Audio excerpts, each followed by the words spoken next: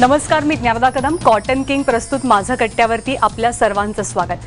असं म्हणतात की एखादी कला त्या कलाकाराला समृद्ध करते आणि जो कलाकार ती कला जोपासतो आणि जपतो तो कलाकार त्या समाजालाही समृद्ध करतो. आणि त्यातलेच एक गुणवंत कलाकार ज्यांनी अत्यंत खडतर आणि कठीण परिस्थितीचा सामना करत आपल्यातली कला फुलवली, रुजवली, ते चित्रकार शशिकांत धोत्रे आपल्या कट्ट्यावरती आहेत.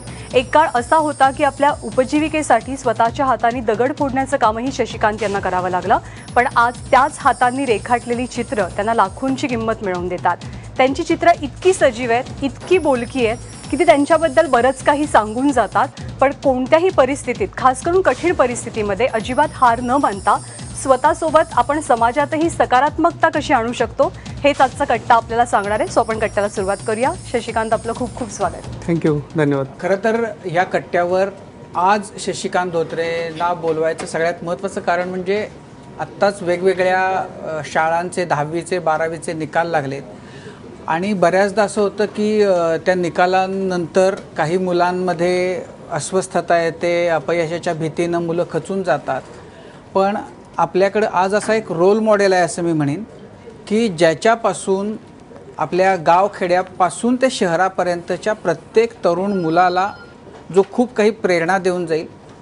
आणि म्हणजे शशिकांत एकेकाळी दगड फोडत होता, पण आज त्याची एक्झिबिशन्स जगभरामध्ये होत आहेत.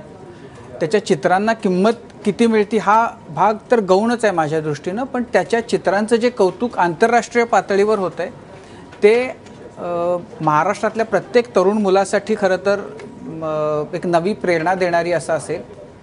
हा जो सगळा तुझा प्रवास आहे खूप खडतर, खूप कठीण, आणि आज तू जिथं पोचलेला आहेस, मागं वळून बघताना आज तुझ्या मनामध्ये काय विचार नेमके असतात, तो काळ तुला काय सांगतो? माझ्या कलेतली किंवा माझ्या जगण्यातली सगळ्यात मोठी ऊर्जा माझा भूतकाळ आहे. आणि मला असं नेहमी वाटतं की मी जर माझा भूतकाळ विसरलो तर मी स्वतःला विसरलो. त्यामुळं माझ्या कलाकृतींमध्ये सुद्धा तुम्हाला तो ग्रामीण भाग किंवा ती जीवनशैली दिसते. आणि इथंपर्यंत येण्यासाठी बऱ्याच गोष्टी, त्याच्यामध्ये सगळ्यात महत्त्वाचं कन्सिस्टन्सी आपण ज्याला म्हणतो, यश अपयश किंवा विकलं जात नाही ह्या गोष्टींचा सुरुवातीला मी अजिबात विचार केला नाही. करत राहिलो. ध्यान, एकाग्रता आणि टिकून राहणं ज्याला आपण म्हणतो कुठल्याही परिस्थितीत, त्या सर्व गोष्टींमुळे मी आज इथे आहे. तुझं गाव सोलापूर जिल्ह्यातलं तालुका मोहोळ आणि शिरापूर गाव. तर तुझ्या त्या गावाबद्दल, तुझ्या त्या जगण्याबद्दल आणि जगण्याच्या संघर्षाबद्दल, त्याच्याबद्दल जर तू थोडं सांगशील आधी, तर ते फक्त यांनाच नाही तर बाकी सगळ्या मुलांना सुद्धा त्याच्यातनं बरंच काही शिकायला मिळेल. तुझी सुरुवात कशी झाली, तू काय करत होतास? चित्रकलेची सुरुवात फार आधी झाली. म्हणजे मी जवळपास 7-8 वर्षाचाच असेल तेव्हापासून चित्रकलेची सुरुवात झाली. पण तेव्हा असा काही विचार नव्हता. तेव्हाच काय, इवन मी 20-21 वर्षाचा होईपर्यंत सुद्धा असं काही चित्रकलेत करिअर असतं वगैरे ह्या गोष्टींचा मला काही अजिबातच अंदाज नव्हता. करत राहिलो. मग त्यात बऱ्याच गमतीशीर गोष्टी आहेत. बऱ्याचदा मी गावाकडे मिळणाऱ्या साध्या कागदावरती चित्र काढायचो आणि ते माझं काढून झालं की टाकून द्यायचो. ते जपून ठेवायचं असतं ह्याची मला काही कल्पना नव्हती. आणि पावसाळ्याचे वगैरे दिवस असले की चूल ओली असायची आणि आई ती चूल जाळण्यासाठी कागद त्यात घालायची. म्हणजे ती अशी चित्र पण बरीचशी जळालेली आहेत. ज्याला प्युअर म्हणतो ना आपण, आत्ता तितकं नाही, प्रामाणिकपणे सांगतो, पण तेव्हा होतं. जगणंसुद्धा आणि निस्वार्थी भावनेनं काम करणंसुद्धा जगण्यात. मग मी नेहमीच सांगतो की मी खूप लकी आहे की मला ते खूप सुंदर ग्रामीण जीवन, आपण जे सिनेमात वगैरे आजकाल फक्त बघतो, जिवंत उरलं नाही ते जगलो. म्हणजे अगदी नदीत पोहणं असेल, शेतात उड्या इकडं तिकडं फिरून काही बागांमधली फळं चोरून खाणं असेल, मित्रांसोबत बऱ्याच गोष्टी आहेत. त्या सगळ्या मी गोष्टी केल्या आणि त्या गोष्टी आज कुठंतरी माझ्या कलाकृतींमध्ये मला मदत करत आहेत. तुझी जी चित्र आहेत त्याची एक वैशिष्ट्यपूर्ण अशी शैली आहे. ती शैली कशी डेव्हलप झाली आणि मुळामध्ये तू आत्ता लेटेस्ट तू काय करतोयस? मी आधीची जी चित्र करायचो पोर्ट्रेट्स, ती जवळपास परिचित आहेत सगळ्यांना, कलर पेन्सिल्स आणि काळा कागद. पण आत्ता मी जे करतोय खऱ्या अर्थानं ते जास्त इंटरेस्टिंग आहे. कारण खूप काही गोष्टी होत्या, सकारात्मक नकारात्मक, म्हणजे आनंद देणाऱ्या पण आणि दुःख देणाऱ्या पण. तर त्या गोष्टी मला सांगायच्या होत्या. मग त्या स्वतःच्या जगण्यातल्या होत्या, स्वतःच्या अनुभवातल्या होत्या, कधी कधी मी ते पाहिलेल्या होत्या. तर त्या गोष्टी मला सांगायच्या होत्या माझ्या कलेच्या माध्यमातून. पण ते पेन्सिल किंवा माझ्या त्या पद्धतीच्या स्टाईलमध्ये ते कुठं फिट होत नव्हतं किंवा ते तितकं गांभीर्य त्याच्यात येत नव्हतं. फार विचार करून बरीच वर्ष सातत्यानं प्रदर्शनं बघून, बऱ्याच गोष्टी ऐकून, 3-4 वर्षाच्या काळाच्या एक्सपेरिमेंटच्या नंतर आत्ता मी काहीतरी करतोय आणि ते थोडंसं इंटरेस्टिंग नक्कीच आहे. माझ्या चित्रांमधल्या ज्या साड्या होत्या किंवा ज्या बायका होत्या त्यांचं जगणं, त्यांच्या साड्या असतील, त्यांच्या गळ्यातली आभूषणं असतील किंवा अजून बांगड्या असतील, की मग चित्रांमधलं जातं असेल, जुनी भांडी असतील, मडकं असेल वगैरे वगैरे, ह्या सगळ्या गोष्टी म्हणजे आता सध्या माझ्या चित्रांचा भाग आहे. म्हणजे वेगवेगळ्या पद्धतीने मी त्या वस्तू, त्या गोष्टी वापरतो आहे. इन्स्टॉलेशन, कधी स्कल्पचर, कधी वॉल पीस, तर कधी पेंटिंग, अशा स्वरूपात. आता मी एक घरटं केलं होतं. मला आहे ना नेहमी डोंबारी, पारधी, कैकाडी मी स्वतः तशा घरट्यांमध्ये घरी नाही पण बाहेर असं काही कामानिमित्त गेल्यावर राहायला लागलेलं आहे. तिकडं पाल पण म्हणतात त्याला. त्या लोकांची गोष्ट सांगावीशी वाटते. मला खूप सांगायचं आहे, पण मग ते कसं सांगणार मी? मला ते चित्रांमधून नाही करायचं होतं.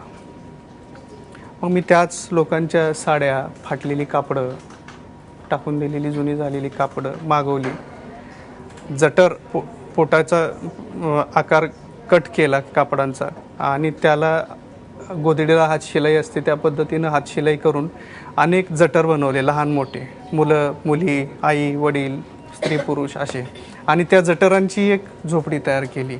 पण ते जटर सगळे उपाशी होते, चिटकलेले. उपाशी पोटांच्या जटराची ती झोपडी होती.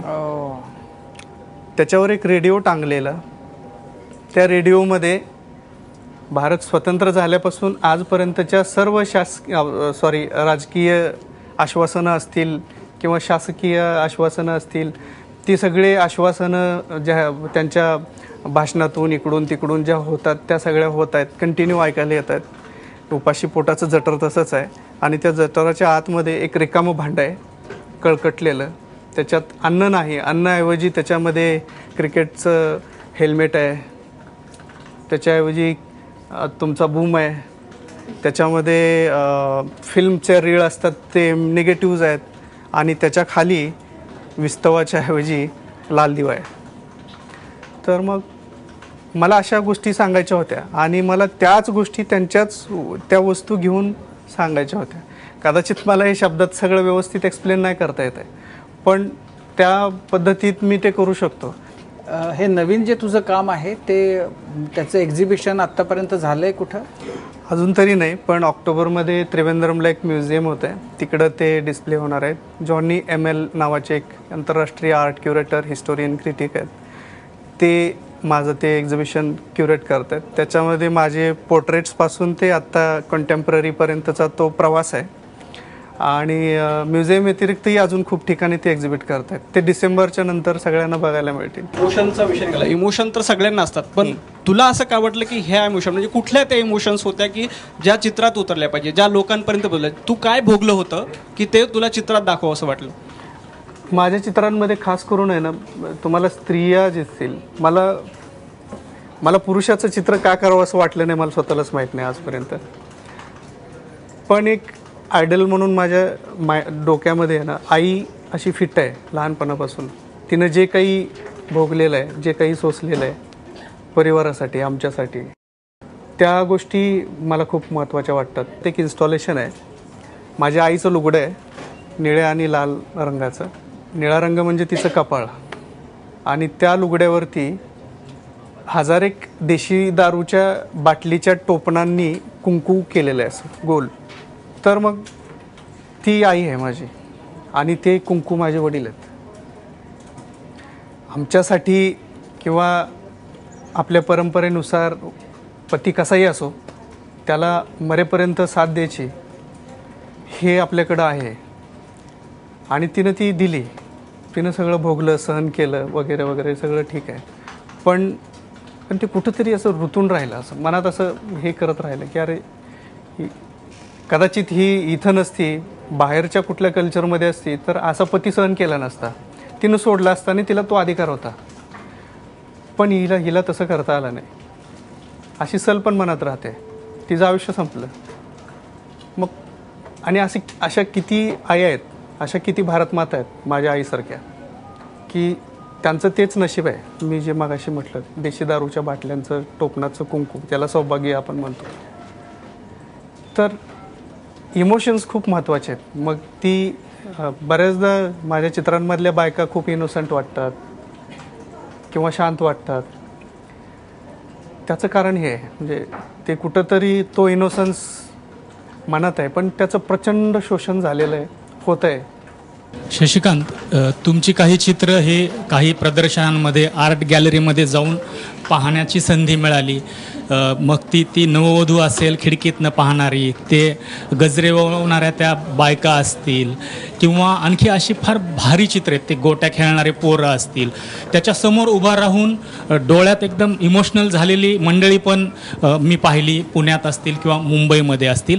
तुम्ही अशी सगळ्यांना, सर्वसामान्य लोकांना कळणारी चित्र काढता, त्याच्यात काय मजा आहे? कळलं नाही पाहिजे ना, म्हणजे खरा कलाकार आपल्याकडे त्याला मानतात की ज्याची चित्रच कळली नाही पाहिजेत, की ज्याच्या चित्रासमोर नुसतं जाऊन उभा ठाकायचं 2 तास, मग तो मोठा कलाकार. तुम्ही काय वेगळं करताय काय कळलं नाही. बरोबर आहे. नाही, तुम्ही म्हणता तसाही एक वर्ग आहे की जो दुसऱ्यांना सामावून घेण्याचा प्रयत्नच करत नाही. म्हणजे ह्यांना काही आर्ट कळतं आणि ह्यांना काही कळत नसतं, किंवा हा यांचा विषयच नाही, आणि स्वतः जणू काही फार कुठल्या तरी ध्यानातून खूप उंचीला पोहोचलेले आहेत, अशा पद्धतीनं ते वावरत असतात. पण ह्याच्यानी कलेचं नुकसान झालेलं आहे ॲक्च्युली. म्हणजे ह्याच्यामुळंच सर्वसाधारण माणूस किंवा मिडल क्लास माणूस त्या चित्रकलेपर्यंत किंवा ह्या पद्धतीच्या कलाकृतींपर्यंत पोहोचू शकला नाही. तिथं थोडीशी गडबड झालेली आहे. पण याचा अर्थ असा नाही की फक्त जशीच्या तशी दिसणारी चित्र म्हणजेच चांगली चित्र, बाकीच्या पद्धतीची चित्र म्हणजे अवघड असतात समजायला. मी मगाशी म्हटलं की तो एक प्रवास आहे, तो करायला लागेल. म्हणजे जन्मलेलं बाळ उठून लगेच पळणार नाही, तो रांगणार आहे, तो बसणार आहे, तो चालणार आहे, मग हळूहळू पळायला लागेल. पण त्या पद्धतीने जे सोपं आहे बघायला, तिथून सुरुवात करायची. 2-3 वर्षात ह्या गोष्टी कळायला लागतील. पण ह्या गोष्टी नुसत्या जाऊन मनोरंजन म्हणून बघून येणे इतपतच महत्त्वाच्या नाही, तर बऱ्याच देशाच्या इकॉनॉमी आर्टवरती चालतात. उदाहरण म्हणून सांगायचं झालं तर फ्रान्स आहे, इटली आहे, इंग्लंड. आपण किती अशी उदाहरणं सांगू शकतो. त्यांचं पर्यटन, तिथे आपण जाऊन काय करतो? जगभरातली लोक जातात. म्युझियम्स आणि गॅलऱ्यांव्यतिरिक्त काय गोष्टी आहेत मला सांगा. आपल्याकडं खूप आहे. 130 कोटी लोकांचा देश आहे. किती कलावंत आहेत, बिचारे असेच मरतात आहे. म्हणजे त्यांना 2 वेळचं जेवण मिळत नाही असं समजा तुम्ही. त्यांच्यासाठी तसे प्लॅटफॉर्मही नाहीत. आपल्याकडं NGMA आहे दिल्लीमध्ये, national gallery of modern art. दिल्लीत आहे, मुंबईत आहे, बेंगलोरमध्ये. पण मी आजपर्यंत तिथे मॉडर्न आर्ट करणाऱ्या एकाही यंग आर्टिस्टचं एक्झिबिशन बघितलं नाही. तिथे सगळे एकतर गेलेले आहेत, अशा आर्टिस्टचे एक्झिबिशन चालू असतात, किंवा जायच्या मार्गावर आहेत अशा. म्हणजे नावं ठेवायची नाहीत मला. तुम्ही नक्कीच त्या सिनियर लोकांचा रिस्पेक्ट करा, त्यांची प्रदर्शनं करा. पण तुम्ही 10तली 2 तरी किमान नवीन आर्टिस्ट लोकांसाठी तिथे प्रदर्शनाला घेऊन चला. हे अशा खूप गोष्टी आहेत, त्यांना प्लॅटफॉर्मच नाही. आपल्याकडे इतकं काही आहे, ते जर आपण समकालीन कलेच्या माध्यमातून जगासमोर घेऊन गेलो तर खरोखरच अख्खं जग आपल्या विचार करेल. रिअलिस्टिक पोर्ट्रेट्सपासून ॲबस्ट्रॅक्टकडे जाण्याचा तुझा जो प्रवास आहे, त्याच्यामुळं जे आत्ता संदीप म्हणाला की तुझी चित्र बघायला ती आनंद देणारी आहेत, कारण ती समजतात. म्हणजे खिडकीतनं बाहेर बघणारी स्त्री, गोट्या खेळणारी मुलं, विटीदांडू खेळणारी मुलं ही बघायला छान वाटतात. पण तू आता तो प्रवास तिथं तुझा नाही, तिथून तू आता ॲबस्ट्रॅक्टकडे जात चाललायस. तर हे करताना हा जो तुझा चाहता वर्ग आहे त्यांच्यापासून तू दुरावशील अशी तुला भीती नाही वाटत? अजिबात नाही. कारण मी कधीच कलाकृती दुसऱ्यांसाठी केली नाही. मी सगळ्यात पहिल्यांदी तर स्वतःसाठीच केली. आत्ताही मी स्वतःसाठीच करतो. स्वतःसाठी म्हणजे मला जे करावंसं वाटतं, मला जे सांगावंसं वाटतं, मला जे शोधावंसं वाटतं, त्याच्यासाठी मी करत राहतो. आणि मी हे अजिबात म्हटलं नाही की पोर्ट्रेट्स करणं वाईट आहे किंवा समकालीन कला करणं म्हणजेच चांगलं आहे. आणि माझ्या बाबतीत तसं झालं पण नाही. मी आधी सुरुवातीला सांगितलं की माझ्या पोर्ट्रेट्समध्ये असलेल्या गोष्टीच, त्याच साड्या, त्याच वस्तू, त्याच बांगड्या, तेच जातं, तीच भांडी, हेच माझं आत्ता नवीन सगळ्या कलाकृतींचं मटेरियल आहे. त्यालाच मी घेऊन करतोय. त्यामुळं त्यात तुम्हाला अगदी पोर्ट्रेटपासून कुठंतरी फार दूर घेऊन जाणारं अजिबातच नाही. किंवा ते तुम्हाला किंवा लोकांना हे वाटावं म्हणून पण मी ते करत नाही. मला ॲक्च्युली त्याला न्याय द्यायचा आहे. म्हणजे मला जे पण काही सांगायचं आहे ना, मला मटेरियलपासूनच सुरुवात करायची. ते मटेरियलच तितकं इम्पॉर्टंट असलं पाहिजे की मला जे सांगायचं आहे ते त्याच्यातून भावतंय का. मला कायम असं एक वाटतं ना की तू जे आयुष्य भोगलेलं आहेस ते काही जणांना माहिती आहे, काही जणांना, बहुतेकांना माहिती नाही. पण तू वाळूच्या ट्रकवर ते वाळू भरून पाट्या टाकून आयुष्य काढायला लागलं, कारण ती त्यावेळच्या परिस्थितीची गरज होती. असे आजही जण हजारोच्या संख्येनं आहेत की ज्यांच्यावर असं करण्याची, असं काम करण्याची वेळ येते. त्या सगळ्या, ते जे भोग असतात प्राक्तनाचे, त्याच्यातनं तुझी सुटका कशी झाली? तू त्या सगळ्या त्या चक्रव्यूहातनं बाहेर कसा पडलास? सकारात्मक वृत्ती. स्वतःचं कौतुक करून घेतो थोडं. प्रचंड सकारात्मक विचाराचा मी आहे. म्हणजे कितीही नकारात्मक, किती वाईट गोष्टी घडल्या तरी त्यातून पुढं जाऊन मला जिथं पोहोचायचं आहे तिथं पोहोचण्यासाठीचे प्रयत्न अत्यंत मनापासून आणि प्रामाणिकपणे करत राहिलो आजपर्यंत. आणि त्यामुळंच कदाचित मी इथे आहे. परंतु ते जे जगणं होतं, मी मगाशीच म्हटलं की तीच माझी एनर्जी आहे. कदाचित ते नसतं तर मी आज जे करतोय ते माझ्या हातून घडलंच नसतं. पण त्या गोष्टीला सकारात्मकतेत बदलता येणं हे खूप महत्त्वाचं आहे. मला माझ्यासारखं जगत असणाऱ्या आत्ताच्या अनेक युवकांना मला असं सांगावं असं वाटतं की परिस्थितीला किंवा अशा सगळ्या गोष्टींना रडत बसण्यापेक्षा किंवा दोष देण्यापेक्षा त्यातून मार्ग काढून, क्षेत्र कोणतंही असो, मग ती चित्रकला असो की तुम्हाला उद्योग व्यवसाय करायचा असो की नोकरी मिळवायची असो, मला असं वाटतं की आपल्याला अपयश आलं तर पहिल्यांदा आत्मपरीक्षण केलं पाहिजे की मी कुठे कमी पडलो आहे. आपल्याकडे तसं काही होत नाही. आपल्याकडे नेहमी दुसऱ्याला दोष द्यायची सवय असते. सो ह्या गोष्टी माझ्यात नाहीत. तुझ्याकडे उत्तमोत्तम जगातल्या गाड्या आहेत, तुझी आर्थिक स्थिती खूपच आता वरच्या दर्जाची झालेली आहे. पण जेव्हा ट्रकमध्ये, वाळूच्या ट्रकमध्ये बसून तू जात असशील आणि सकारात्मकता म्हणजे शेवटी काय? आणि त्यावेळेला तुझी हे तर स्वप्न नव्हतं, हे तर तुला अपेक्षित असणार नव्हतं की आपण आंतरराष्ट्रीय दर्जाचे चित्रकार होऊ. स्वप्न काय होती की ज्याच्यासाठी तू सकारात्मकतेनं त्याचा पाठलाग करत राहिलास? मला काय बनायचं आहे मला माहीत नव्हतं. पण मी तेव्हा सुद्धा, आत्ताही ते माझे मित्र आहेत माझ्या गावाकडे. माझ्याच एक चुलत भाऊ आहे दशरथ धोत्रे, कृष्ण तारेकर. ते मित्र माझ्यासोबत काम करायचे ट्रकवरती रेती भरत असताना वगैरे. तर तेव्हाही माझ्या अशाच गप्पा असायच्या की मी एक दिवस BMW मध्ये फिरणार, आणि ते हसायचे मित्र, पण त्यांना खरंही वाटायचं बऱ्याचदा. सो काय बनायचं आहे मला माहीत नव्हतं, पण तीव्रतेनं त्या दिशेला जायचं आहे एवढं फक्त मला माहीत होतं. आणि दिशा मिळत गेली. चित्र काढायचो, अगदी 50 रुपयेपर्यंत सुद्धा मी करून विकायचो पोर्ट्रेट्स काळ्या पेन्सिलनी कागदावरती. तो प्रवास करत करत पुण्यात आलो, पुण्यातून मुंबईत आलो, मुंबईत काही दिवस राहिलो. 2007-08ची गोष्ट आहे. तेव्हा एक मित्र आला आणि तो म्हणाला की अरे हे तुझी चित्र, ह्यातलं कोणतंही एक चित्र तू आर्ट सोसायटी ऑफ इंडियाला दे, तुला अवॉर्ड मिळेल. आणि तेव्हा मला कळालं की असं काहीतरी कॉम्पिटिशन्स वगैरे असतात. आणि मग मी ते सुरुवातीला दिलं. मग त्यानं म्हटल्याप्रमाणे झालं, ते चित्र तिथं विकलं. तिथून तो प्रवास सुरू झाला. मग पुण्याला का गेलास आणि मुंबईला का आलास? पुण्याला मी ॲनिमेशन शिकण्यासाठी गेलो होतो. पण तुझी परिस्थिती झाली होती तशी ॲनिमेशन? मी काम करून पैसे जमा करायचो. किती पैसे जमा केले होते? अगदी तेव्हा 7-8 हजार रुपये काहीतरी फी होती. आणि 50-100 रुपयाला पोर्ट्रेट करून वगैरे जमा केलेले. ती फी भरून ॲनिमेशन शिकलो. ॲनिमेशनला जायचं असं का ठरवलं, का वाटलं, कोणी सांगितलं? तेव्हा स्कोप होता. बऱ्याच माझी काही मित्र होती, ते सांगायचे की ॲनिमेशन तेव्हा खूप नवीन होतं. 2004-05ची गोष्ट आहे. परंतु मी त्यात काही काम केलं नाही, शिकलो पण तिथं मी रमलो नाही. मुंबईला येताना काही ठरवून आला होता की हे करायचंय, का सगळेजण येऊन जसे धडकतात तसं मुंबईला आला? नाही, बऱ्याचदा त्याच्यामध्ये मला फिल्म डायरेक्टर बनायचं असं सुद्धा होतं. आणि मी खूप फिल्म्स बघायचो, वर्ल्ड सिनेमाज वगैरे खूप बघायचो. तेव्हा सुद्धा मला असं खूप वाटायचं की अरे इथे असं असल्यापेक्षा असं असायला पाहिजे होतं लाईटिंग, आणि तासन तास मित्रांसोबत गप्पा मारायचो. पण अचानक माझ्या रूममध्ये असलेले एक चित्र मित्रांनी बघणं आणि त्यानं ते ह्या कॉम्पिटिशनसाठी तू दे म्हणणं, तिथं ते जाणं, सिलेक्ट होणं, आणि सलग मग परत दरवर्षी बॉम्बे आर्ट सोसायटी वगैरे असे जवळपास चित्रकला क्षेत्रातले सगळे अवॉर्ड्स मिळत गेले. आणि मग सिनेमापेक्षा मला इथं जास्त बरं वाटलं, कारण इंडिव्हिज्युअल आर्ट आहे. सिनेमामध्ये तुम्हाला प्रोड्युसरचा विचार करायला लागेल, तुम्हाला सगळ्यांचा विचार करायला लागेल, प्रेक्षकाला काय वाटतं वगैरे. इथं मी फक्त माझा विचार करतो, मला एक्सप्रेस व्हायचं आहे बस. आणि इथे माझा कोणी डायरेक्टर नाही, प्रोड्युसर नाही.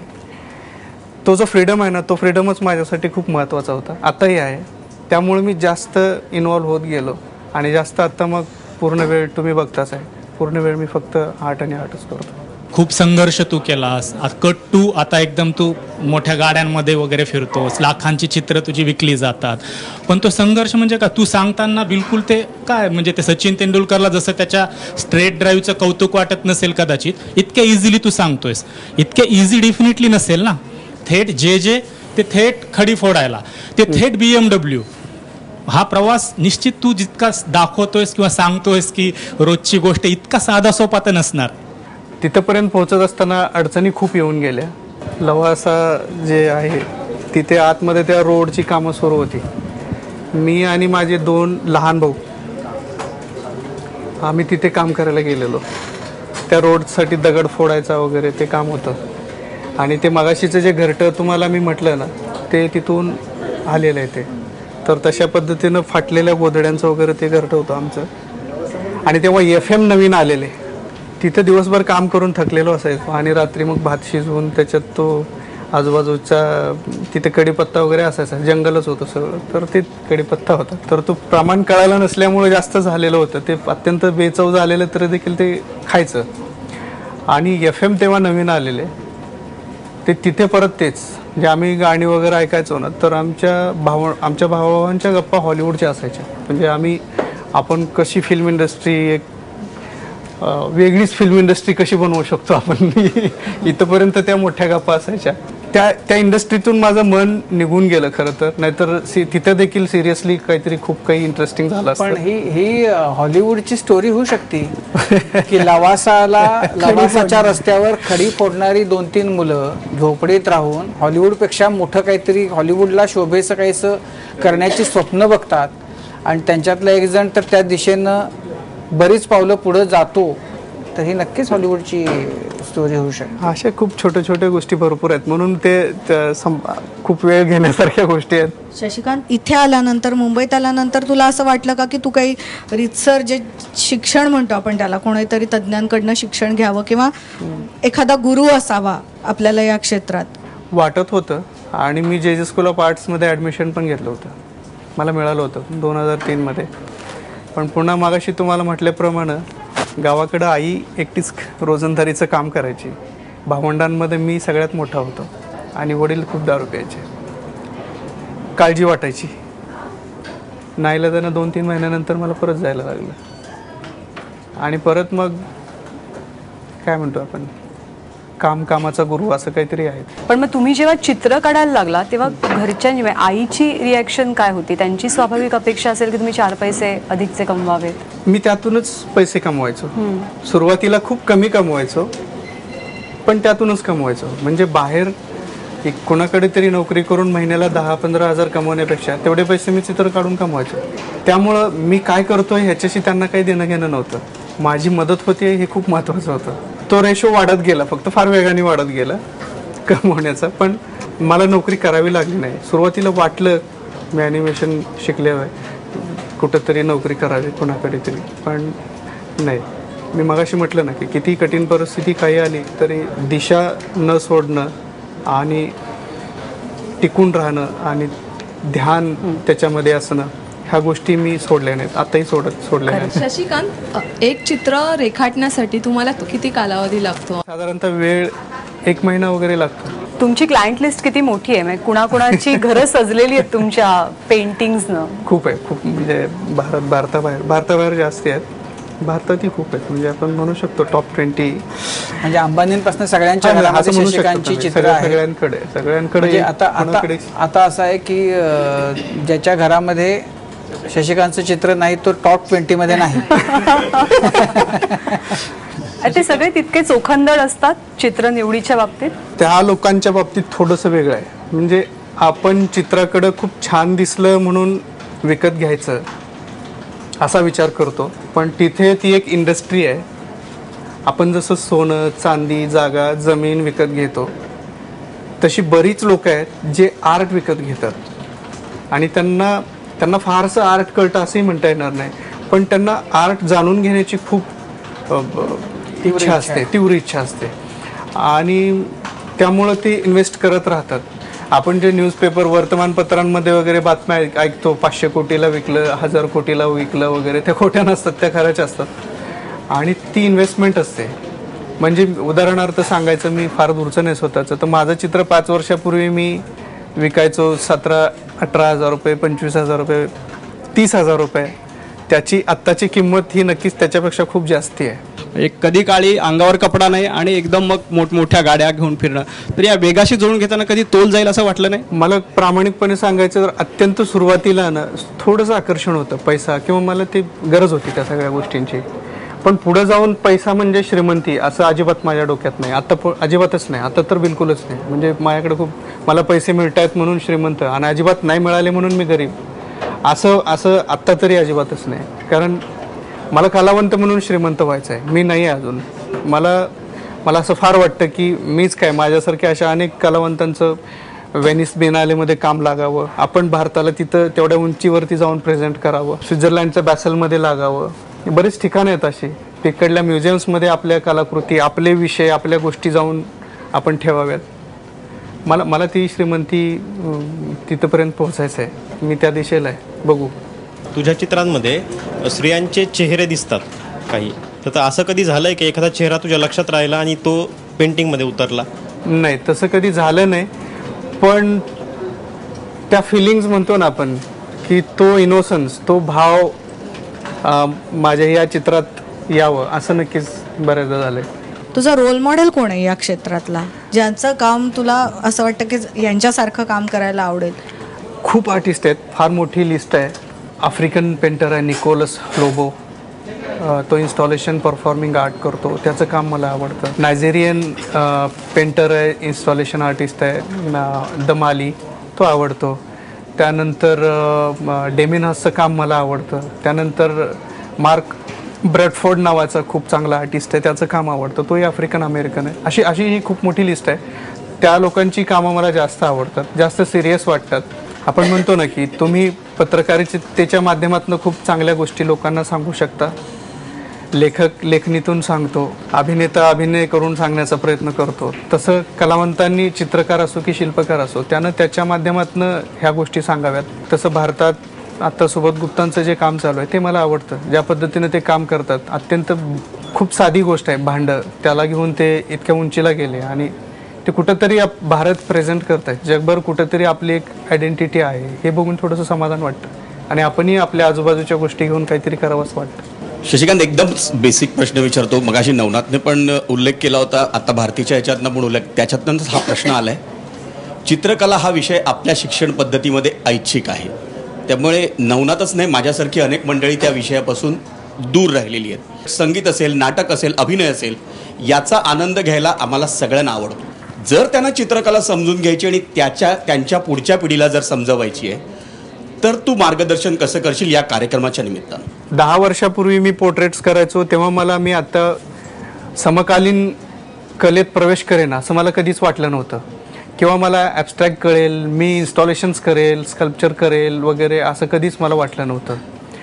पण त्या 10 वर्षाच्या प्रवासामुळं हे मी आज करू शकतोय. म्हणजे संगीत आपल्याला लगेच समजलेलं नाही, आपण लहानपणापासून ते आपल्या कानावरती पडत आलेलं आहे, तेव्हा आपण त्याच्याशी एकरूप झालेलो आहे. तसं चित्रकलेच्या बाबतीत झालेलं नाही. मला सांगा ना, रोज कुठे ना कुठे चित्रकलेची प्रदर्शनं होतात, आपण किती जण बघायला जातो. तो एक प्रवास आहे. तुम्ही लँडस्केप बघायला जा, साधी सुरुवातीला पोर्ट्रेट्स बघायला जा, त्या आर्टिस्ट लोकांशी सोबत बोला. हळूहळू तुम्हाला त्या गोष्टी कळायला जातील. मगाशी मी तुम्हाला सांगितलं ना की ती दारूच्या बाटलीच्या टोपणांचा आणि त्या साडीचा मी यूज केला कसं, हेच कॉन्टेम्पररी आर्ट आहे. कळण्यासाठी आपण स्वतः आणि आपल्या मुलांना आर्ट गॅलऱ्यांमध्ये घेऊन जाणं, आर्टिस्ट लोकांच्या स्टुडिओला जाऊन व्हिजिट करणं, त्यांच्यासोबत बोलणं, ही बेसिक गोष्ट आहे. ही जरी झाली तरी मला वाटतं की 6 महिने 1 वर्ष खूप झाले आर्ट कळायला. आणि जेव्हा आपण त्यात एकरूप व्हाल ना, मला नक्की खात्री आहे तुम्ही संगीत किंवा सिनेमे जेवढ्या याच्यानी त्याच्यापेक्षा जास्त आवडीनं तुम्ही चित्रप्रदर्शनांबद्दल जाणून घेण्याचा प्रयत्न कराल. तुझ्या चित्रांमध्ये जे लोक दिसतात, ज्या स्त्रिया दिसतात, ते काय मॉडेल आहे, त्यांचे तू कुठं फोटो काढलेले असतात त्याच्यावरनं तू बनवतोस. त्याची डिटेलिंग आहे ते इतकं की त्यांच्या हातावरच्या शिरा पण दिसतात, त्या कपाळावरचा कदाचित ते घाम, ते केसांमध्ये लागलेले तेलाचा पण म्हणजे तू फील घेऊ शकतोस की अरे हे इतके भारी पद्धतीनं तू त्याला ते स्ट्रोक्स किंवा कलर्सचा वापर करतोस. ते इतके डिटेलिंग कसं काय तू लक्षात ठेवतोस किंवा करतोस? फोटोग्राफी केलेली असते. अगोदर माझ्या डोक्यात एक प्रतिमा असते, अशा पद्धतीनं उभारलेली किंवा अशी बसलेली, अशा पद्धतीचा लाईट असलेला, असं काहीतरी मला ते डोक्यात फिट असतं. त्या पद्धतीनं मग मी तशा मॉडेल्स बघतो आणि मग स्वतः फोटोग्राफी करतो आणि त्याच्यावरून मग ती तिथून पुढची चित्र करण्याची प्रक्रिया सुरू होते. तुम्ही कधी तुमच्या आईचं चित्र रेखाटले? अजून नाही. म्हणजे का आता तुमच्या आयुष्यावर तुमचा आईचा खूप प्रभाव आहे, म्हणजे तुमच्या बोलण्यातून जाणवतं ते. मग कधी असं वाटलं नाही की आईचं चित्र रेखाटावं? थेट तिचंच असलं पाहिजे असं नाही. मी जर सगळ्यांमध्ये त्या गोष्टी बघत असेल, मी तिचं करू शकतो वैयक्तिक तिचा चेहरा, पण मला तिचा चेहरा विकायचा नाही.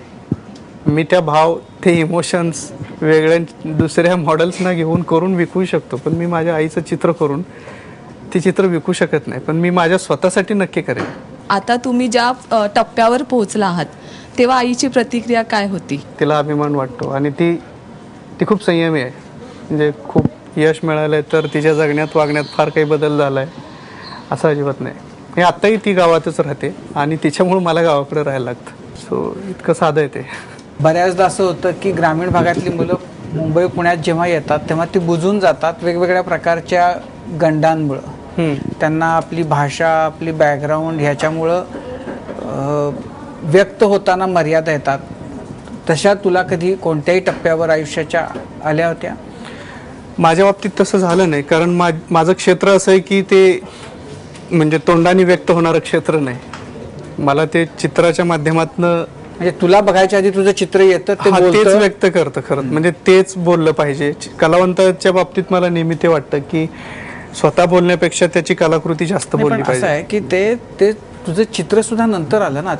तू आलास पुण्यात आणि चित्र काढायला लागलास असं तर नाही झालं. त्याच्या आधी तू जेव्हा पुण्यात आलास, तू ॲनिमेशनचं शिकण्यासाठी आलास, त्यावेळेला काही असे प्रश्न, हे कॉम्प्लेक्सेस हे तुझ्यात होते का? आणि नसतील तर मग ती मोठी गोष्ट आहे. तर ते तुझ्यात का, म्हणजे कसे तू त्याच्यावर ओव्हरकम केलंस, कशा त्याच्यावर मात केली होतीस? आपल्याला काय आवडतंय आणि ती किती तीव्रतेनं आवडतंय हे याच्यात खूप महत्त्वाचं आहे असं मला वाटतंय. मग जर मला एखादी गोष्ट अत्यंत तीव्रतेनं आवडते, तिथं पोचण्याची ती ओढ आहे, तर मग बाकीच्या ह्या सगळ्या गोष्टी अत्यंत दुय्यम आहेत, म्हणजे लक्षात पण राहत नाही. मग मी कधीच विचार केला नव्हता. तुम्ही आत्ता विचारल्यावर मी ह्या गोष्टीचा विचार करायला लागलोय. असं कधी झालंय का? सिरियसली खरंच सांगतो, ते मला नाही जाणवत असं कधी झालेलं. कदाचित झालं असेल सुद्धा, पण मी नोटीस नाही केलं ह्या गोष्टीला. मग अशी तुम्ही प्लॅटफॉर्म मिळत नाही असं म्हणत होता की बऱ्याच मुलांना प्लॅटफॉर्म मिळत नाही किंवा काय, तर तुमच्या डोक्यात असं काही आहे का की मुलांना प्लॅटफॉर्म उपलब्ध करून द्यावा किंवा त्यासाठी काय करावं? प्लॅन आहे तुमचा? नक्कीच आहे, पण माझी किती ताकद असणार आहे? 130 कोटीच्या लोकांमध्ये किती लाख कलावंत असतील, त्यांना प्लॅटफॉर्म देणे इतका मोठा तर नक्कीच नाही, कदाचित होणार पण नाही. ते काम शासनाचं आहे, सिस्टमचं आहे. पण त्याच्यात म्हणतो ना आपण आपला एक खारीचा वाटा देऊ शकतो, अशा गोष्टी आहेत. माझ्या मित्राने एक गॅलरी सुरू केलेली आहे. त्याचं उद्दिष्टच ते की अत्यंत ग्रामीण भागातून आलेली मुलं, पण खूप चांगल्या दर्जाचं काम करणारी मुलं, अशा मुलांना घेऊन ते इंटरनॅशनल प्लॅटफॉर्मवरती जायच्या प्लॅनसाठीच त्यांनी केलेलं आहे. पण शेवटी मर्यादा आहेत, किती करणार आपण. हे काम खूप मोठं आहे. त्याच्यासाठी शासनाचा पुढाकार खूप महत्त्वाचा आहे. तुमच्या आयुष्यातले महत्त्वाचे टप्पे तुम्हाला कोणकोणते वाटतात? म्हणजे मोहोळच्या एका गावापासूनही सुरुवात झाली, ती आता अनेक देशांमध्ये फिरते, तो सगळा प्रवास.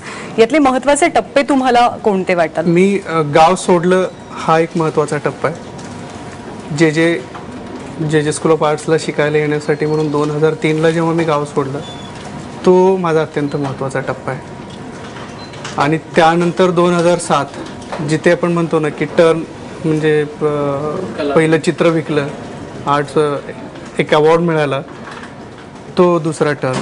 आणि तिसरा टर्न माझ्यासाठीचा महत्त्वाचा आहे, तो पोर्ट्रेटपासून त्याच गोष्टी, तेच विषय, तेच मटेरियल घेऊन एका वेगळ्या फॉर्ममध्ये मी परत लोकांसमोर येतो आहे. हा एक माझ्यासाठीचा वेगळा टर्न आहे. आणि ते मोठमोठ्या आर्ट क्युरेटर, क्रिटिक्स लोकांना खूप आवडते.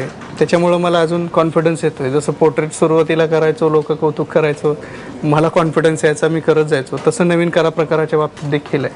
ते आहे, डिसेंबरपर्यंत वगैरे येईल ते लोकांसमोर. आपण सगळेच म्हणतो की हिरा असतो पण त्याला पैलू पाडले गेले पाहिजेत, तर मग तो लोकांपर्यंत पोचतो, त्याचं खरी किंमत कळते. तुझ्या बाबतीत असं झालं की काही प्रसंगांमुळे खरी किंमत जगाला तुझी कळली, तुझ्या कलेची कळली. पण आता जे तू वारंवार सांगतोयस बोलताना की खूप कलावंत आहेत, पण असं असतं की या कलेत पैसा असा लगेच मिळत नाही. मग आईवडिलांची, की अगदी मध्यमवर्गीय घरातले आईवडिलांची इच्छा असते की मुलांनी डॉक्टर व्हावं, इंजिनियर व्हावं. मग अशा वेळी हा जो पैसा आहे विद्यार्थ्यांना की ज्यांना पुढे काही व्हायचं आहे, तो मिळेल याच्यासाठी तुम्ही कलावंत काही म्हणजे करू शकता का? किंवा मी मगाशीच म्हटलं, मी किंवा अजून खूप आर्टिस्ट आहेत की खरं तर त्यांना इन्व्हॉल्व करायला पाहिजे अशा गोष्टींमध्ये. म्हणजे प्रभाकर कोलते असतील, रवी मंडलिक असतील, सुबोध गुप्ता असतील, ही यादी खूप मोठी आहे. तर अशा लोकांना इन्व्हॉल्व करायला पाहिजे. एक चांगला प्लॅन झाला पाहिजे. पण तो प्लॅन ॲक्च्युअल ग्राउंडवरती आणण्यासाठीची जी ताकद आहे, ती ताकद शासनाचीच पाहिजे. मी किती जणांसाठी करू शकतो? नक्कीच मला बघून किंवा माझ्यासारखे अजून काही सक्सेसफुल आर्टिस्ट आहेत, त्यांचं काम बघून खूप नवीन मुलांना, नवीन आर्टमध्ये, फील्डमध्ये येणाऱ्या लोकांना काम करावं असं वाटतं. पण त्यांच्यासाठी त्यांनी प्रदर्शन भरवावं अशी जागा तरी सांगा. किंवा उभ्या एवढ्या 130 कोटीच्या लोकांच्या देशामध्ये आपल्याकडे जहांगीर आर्ट गॅलरी एकच नाव आपण घेऊ शकतो. काय म्हणजे इथून सुरुवात आहे आपली. महाराष्ट्रातले वेगवेगळ्या गावांमध्ये जागर तुझं प्रदर्शन लागलं होतं, ते आता अगदी दुबईपर्यंत किंवा वेगवेगळ्या गावांमध्ये, वेगवेगळ्या देशांमध्ये तुझी चित्र पोहोचलेली आहेत. या दरम्यान असे कुठले किस्से, कुठला एखादा महत्त्वाचा किस्सा तुला आठवतो की जो तुझ्यासमोर, म्हणजे लोकांची खूप इच्छा असते, उत्सुकता असते, अरे हे कुणी काढलंय हे चित्र, त्या चित्रकाराला भेटण्याची खूप एक वेगळीच ती हुरहुर पण असते. तर तुझ्या बाबतीत असं काही झालेलं आहे, काही आठवत आहेत किस्सा आहे का? बऱ्याचदा तुम्ही पण त्या गोष्टी पुण्यात असताना मला वाटतं अनुभवलेले, की बऱ्याचदा डोळे पाणावायचे लोकांचे. आणि मला स्वतःला विश्वास बसत नसायचा की इतकं इमोशनल होण्यासारखं काय आहे. म्हणजे एवढे हुंदक्या देऊन रडायचे काही लोक, तरी मी समोर दिसल्यावर सोडत नसायचे लोक. इंटरेस्टिंग गोष्ट अशी झाली की आम्ही मध्ये दुबईला गेल्याच्या नंतर मला असं वाटलं होतं की आता ती चित्र इथं भावतील का लोकांना. ती मला एक क्युरियोसिटी होती. मला हा एक्सपिरियन्स तिथे घेतला. म्हणजे बरेच फॉरेनर्स असे होते, माझे मित्र, आम्ही सगळे सोबत आहेत ह्या म्हणजे गोष्टीसाठी. तर ते 4 दिवस रोज कुणाला तरी घेऊन यायचे, रोज असं 3-3, 4-4 जणांना घेऊन यायचे, बघायचे, परत तो जायचा. असे 4 दिवस त्यांनी कदाचित 4 दिवस काही कामच नाही केलं, तेच काम करायचे, ते घेऊन यायचे दुसऱ्यांना आणि दाखवायचे. बऱ्याचदा मला असं वाटलं की तिथे खूप रिस्ट्रिक्शन्स आहेत आणि आर्ट आणि ह्या बाबतीत तर फारच. तर मला असं वाटायचं की इथल्या महिला कशा बघतील ह्या कलाकृतींकडं. तर इथल्यापेक्षा जास्त चांगले अनुभव होते. ते खूप इमोशनल व्हायचे, डोळे पाणावायचे. बऱ्याच महिलांना बोलता येत नसायचं, इतकं ते शांत झालेले असायचे. ते कारणं माहीत नाहीत का, परंतु हे एक्सपिरियन्स आहेत आम्हाला, म्हणजे खूप मजेशीर आहेत. पर्टिक्युलर चित्राच्या बद्दल असं व्हायचं महिलांचं? नाही, एकंदरीत असं पूर्ण बघून आल्यावरच ते तसं आम्हाला जाणवायचं. खरं तर मगाचपासून तू असं सांगतोयस की आईने जे भोगलंय किंवा स्त्रीचं जे दुःख आहे ते तुला मांडायला खूप आवडतं. तर त्या दृष्टीने जर विचार करून तू पडद्यावर काही आणायचं पुढे विचार करू शकशील का? कारण आज एम एफ हुसेन यांनी वयाच्या कितव्या वर्षी सिनेमा बनवला आम्हाला माहिती आहे, पण तुझा आज वय खूप कमी आहे. तर त्या दृष्टीने तू विचार करू शकशील का? कारण ते जास्ती शशिकांत धोत्रे आणखी जगासमोर जाऊ. हां, 1-2 विषय आहेत तसे की मला त्याच्यावर सिनेमा करायचा आहे, पण कधी नक्की नाही सांगू शकणार. पण तिथे परत तेच आहे, मी फक्त आणि फक्त माझा विचार करून सिनेमा बनवणार. जसे मी माझे चित्र किंवा आर्ट वर्क्स बनवतो, तिथे मी कोणाला काय वाटेल किंवा प्रोड्युसर काय म्हणतात याचा विचार करून नाही करेल. ते मी प्युअरली माझ्यासाठी करेल, पण कधी ते माहीत नाही. पण करेल, आवडेल. तू गावाकडे राहतो, गावाकडचे अनेक तुझे मित्र आहेत आणि मी एकदा ऐकलं होतं की तू तुझ्या स्कॉर्पिओ गाडीने कडबा वगैरे आणायला पण जातात तुझे मित्र. खरं आहे का ते? नाही, असं काही नाही, पण तिथं ते असं गौण आहे. म्हणजे असं काही सहज घेऊन फिरतात. आणि कुठे असतात त्या गाड्या? शेतात असतात, कुठे खड्ड्यात, कुठेही असतात, काय असतात. बट ते त्याचं मलाही काही कौतुक राहिलेलं नाही आणि त्यांनाही राहिलेलं त्या नाही. मित्रांची तुला आयुष्यात कशी मदत झाली त्या सगळ्यांची? फार मदत झालेली आहे. आताही खरं सांगतो, आत्ताही माझे जिवलग मित्र तेच आहेत. मी करू शकतो, माझे जगभर मित्र आहेत, पण ज्याला म्हणतो ना की माझ्या अत्यंत खाजगी गोष्टी सुद्धा मी जिथे शेअर करतो, ती मित्र आत्ताही तीच आहेत. आणि मी आत्ताही त्याच लोकांसोबत तितका चांगला व्यक्त होतो. मला बाहेर थोडंसं अवघडल्यासारखं होतं. शशिकांत, आपल्या कलेबद्दल आपण बोलतोय मगाचपासून, त्याचं एखादं प्रात्यक्षिक आम्हाला बघायला मिळालं तर आम्ही खूप लकी ठरू.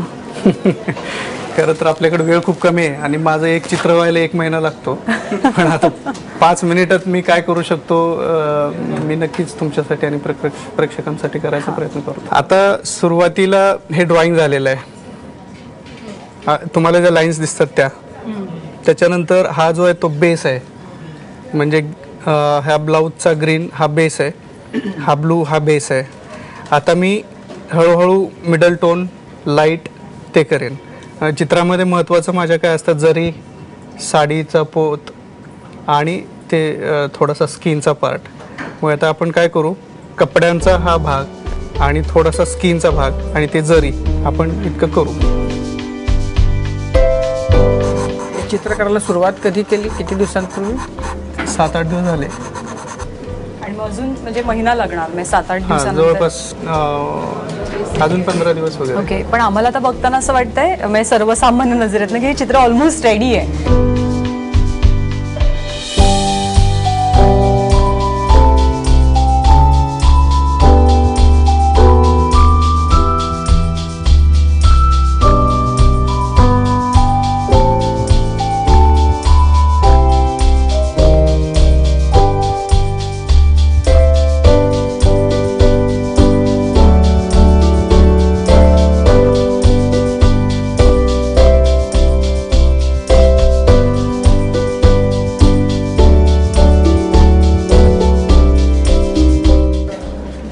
जे आता इथं तू करतोय ते असंच ठेवणार आहे का नंतर परत घरी जाऊन ते बदलणार? नाही, खूप, कारण मी रफ करतोय, आपल्याकडे खूप कमी वेळ आहे, त्यामुळे त्या वेळेचा विचार करून मी करतोय. शशिकांत, कसं असं आहे की आत्तापर्यंत कट्ट्यावरती अनेक गायकांनी आपली गाणी सादर केली आहेत. म्हणजे अनेक संगीतकारांनी त्यांच्या संगीताची पण झलक दाखवली. मग ते डायलॉग्स पण अनेकांनी इथे म्हणून दाखवलेत. अभिनयाची झलकही पाहायला मिळाली. पण असं लाईव्ह चित्र साकारतानाचा आमच्या सगळ्यांचाच हा पहिला अनुभव आहे. तर तुमच्यामुळे घेता आला त्याबद्दल मनापासून धन्यवाद. आणि अशीच सुंदर चित्र तुमच्या हातनं घडत राहो, तुमची कला अशीच फुलत राहो, बहरत राहो, अशा आमच्या सगळ्यांकडनं शुभेच्छा. आणि हे चित्र माझ्या मते थोडे दिवस अजून लागतील पूर्ण होण्यासाठी. 15 दिवस लागतील. आणि ते इतकं जिवंत चित्र वाटते की ती मुलगी टर्न घेईल आता आणि ती बघेल, असं आम्हाला सगळ्यांनाच तो फील आहे. सो अशी छान चित्र तुमच्या हातनं घडत राहो. पुन्हा एकदा धन्यवाद कट्ट्यावरल्याबद्दल. Thank you so much. तर कॉटन किंग प्रस्तुत माझा कट्ट्यावरती वेळ झाली इथेच थांबण्याची. बघत रहा ABP माझा.